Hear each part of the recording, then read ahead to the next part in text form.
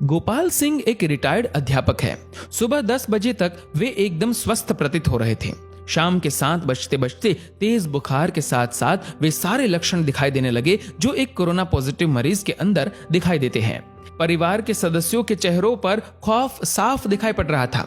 उनकी चारपाई घर के एक पुराने बड़े से बाहरी कमरे में डाल दी गई, जिसमें इनके पालतू कुत्ते मार्शल का बसेरा है। गोपाल जी कुछ साल पहले एक छोटा सा घायल पिल्ला सड़क से उठाकर लाए थे और अपने बच्चे की तरह उसे पाला और उसका नाम रख दिया मार्शल। इस कमरे में अब गोपाल जी, उनकी चारपाई और उनका प्यारा मार्शल है। दोनों बेटों बहुओं ने दूरी बना ली और बच्चों को भी पास ना जाने के निर्देश दे दिए गए। सरकार द्वारा जारी किए गए नंबर पर फोन करके सूचना दे दी गई। खबर मोहल्ले भर में फैल चुकी थी, लेकिन मिलने कोई नहीं आया। साड़ी के पल्ले से मुंह लपेटे हुए, हाथ में छड़ी लिए पड़ोस की कोई एक बूढ़ी अम्मा आई और गोपाल जी की पत्नी से बोली, अरे कोई इसके पास दूर से खाना ही सरका दो, वे अस्पताल वाले तो इसे भूखा ही ले जाएंगे उठा के। अब प्रश्न ये था कि उनको खाना देने के लिए कौन जाए। बहुओं ने खाना अपनी सास को पकड़ा दिया। अब गोपाल जी की पत्नी के हाथ थाली पकड़ते ही कांपने लगे, पैर मानो खूंटे से बांध दिए गए हो। इतना देखकर वह पड़ोसन बोली, अरे तेरा तो पति है, तू भी किन ख्यालों में पड़ी है? मुंह बांध के चली जा और दूर से थाली सरका दे, वो अपने आप उठाकर खा लेगा। सारा वार्तालाप गोपाल जी चुपचाप सुन रहे थे। उनकी आंखें नम थी और कांपते होठों से उन्होंने कहा कि कोई मेरे पास ना आए तो बेहतर है, मुझे भूख भी नहीं है। इसी बीच एम्बुलेंस आ जाती है और गोपाल जी को एम्बुलेंस में बैठने के लिए बोला जाता है। गोपाल जी घर के दरवाजे पर आकर एक बार पलटकर अपने घर की तरफ देखते हैं।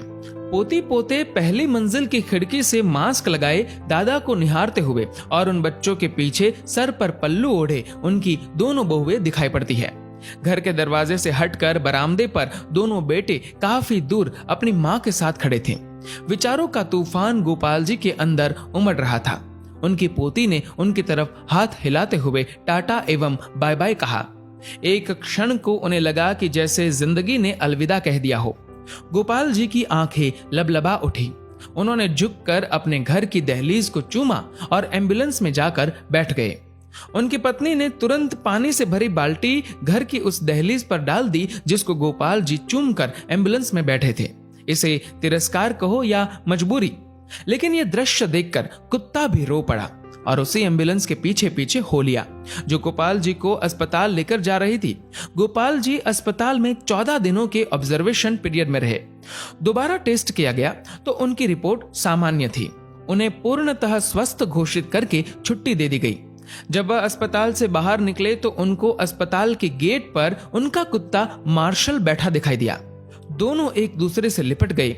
एक की आंखों से गंगा तो एक की आंखों से यमुना बहे जा रही थी। जब तक गोपाल जी के बेटों की लंबी गाड़ी उन्हें लेने पहुंचती, तब तक वो अपने कुत्ते को लेकर किसी दूसरी दिशा की ओर निकल चुके थे। उसके बाद वो कभी दिखाई नहीं दिए। आज उनके फोटो के साथ उनकी गुमशुदगी की खबर छपी है। अखबार में लिखा है कि सूचना देने वाले को 40,000 का इनाम दिया जाएगा। 40,000। हाँ, पढ़कर ध्यान आया कि इतनी ही तो मासिक पेंशन आती थी उनकी, जिसको वो परिवार के ऊपर हंसते हंसते उड़ा दिया करते थे। एक बार आप गोपाल जी की जगह पर स्वयं को रखकर देखो। कल्पना करो कि इस कहानी में गोपाल जी का किरदार आप हो। आपका सारा अहंकार और सब मोह माया खत्म हो जाएगी। हे कोरोना, तू पूरी दुनिया में मौत का तांडव कर रहा है, पर सचमुच में तूने जीवन का सार समझा दिया है। तेरे लिए अमीर गरीब, छोटा बड़ा, स्त्री पुरुष, राजा रंक कोई भेदभाव नहीं, सब एक समान है। इसीलिए मैं आपसे निवेदन करता हूँ कि कुछ पुण्य कर्म कर लिया कीजिए। जीवन में कुछ नहीं है, कोई अपना नहीं है। जब तक स्वार्थ है तभी तक आपके सब है। जीवन एक सफर है, मौत उसकी मंजिल है। मोक्ष का द्वार कर्म है, यही सत्य है।